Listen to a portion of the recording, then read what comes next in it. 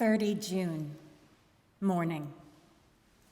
These may be the last words I ever write in this diary. I slept till just before the dawn, and when I woke, threw myself on my knees, for I determined that if death came, he should find me ready. At last I felt that subtle change in the air, and I knew that the morning had come. Then came the welcome cock crow, and I felt that I was safe.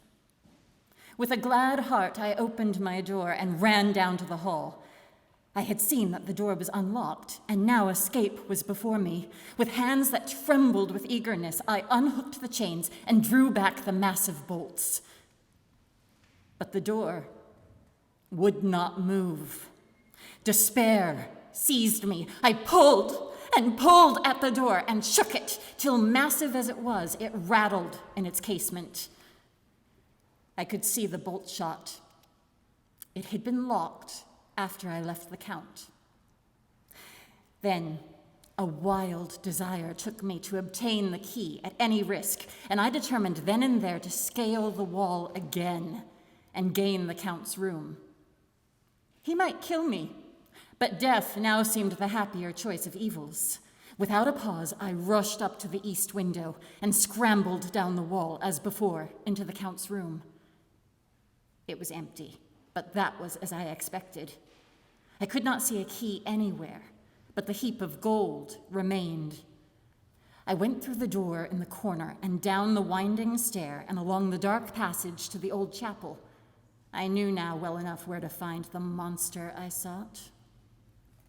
The great box was in the same place, close against the wall, but the lid was laid on it, not fastened down, but with the nails ready in their places to be hammered home. I knew I must reach the body for the key, so I raised the lid and laid it back against the wall. And then I saw something which filled my very soul with horror. There lay the Count, but looking as if his youth had been half renewed, for the white hair and mustache were changed to dark iron gray. The cheeks were fuller, and the white skin seemed ruby red underneath. The mouth was redder than ever, for on the lips were gouts of fresh blood, which trickled from the corners of the mouth and ran over the chin and neck. Even the deep, burning eyes seemed set amongst swollen flesh, for the lids and pouches underneath were bloated. It seemed as if the whole awful creature were simply gorged with blood. He lay like a filthy leech, exhausted with his repletion. I shuddered as I bent over to touch him, and every sense in me revolted at the contact. But I had to search, or I was lost. The coming night might see my own body a banquet in a similar way to those horrid three. I felt all over the body, but no sign could I find of the key. Then I stopped and looked at the Count. There was a mocking smile on the bloated face, which seemed to drive me mad. This was the being I was helping to transfer to London, where perhaps for centuries to come he might, amongst its teeming millions, satiate his lust for blood and create a new and ever-widening circle of semi-demons to batten on the helpless. The very thought drove me mad. A terrible desire came upon me to rid the world of such a monster. There was no lethal weapon at hand, but I seized a shovel, which the workmen had been using to fill the cases, and lifting it high, struck with the edge downward at the hateful face. But as I did so, the head turned, and the eyes fell full upon me with all their blaze of basilisk horror. The sight seemed to paralyze me, and the shovel turned in my hand and glanced from the face, merely making a deep gash above the forehead. The shovel fell from my hand across the box, and as I pulled it away, the flange of the blade caught the edge of the lid, which fell over again and hid the horrid thing from my sight.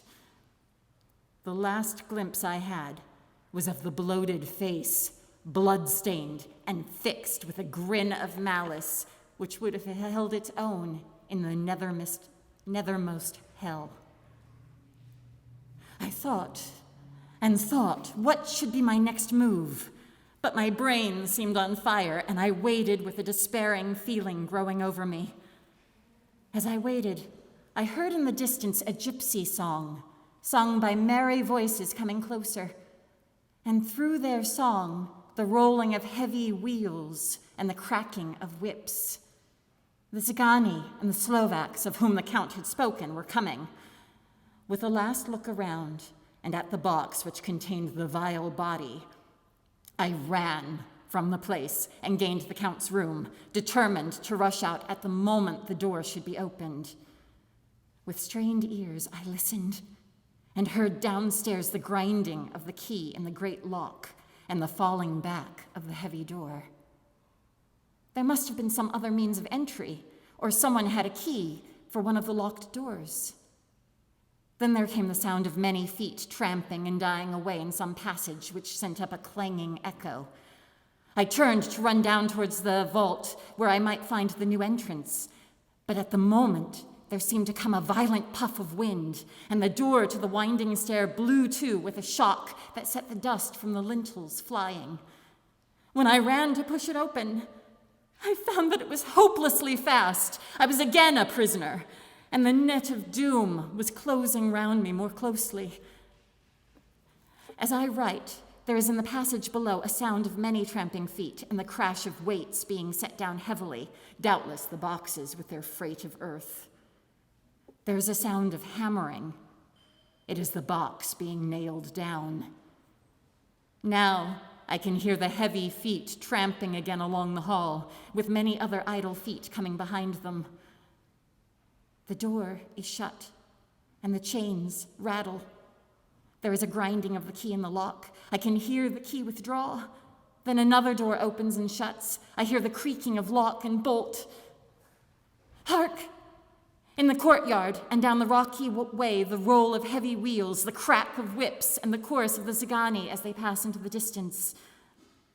I am alone in the castle with those awful women.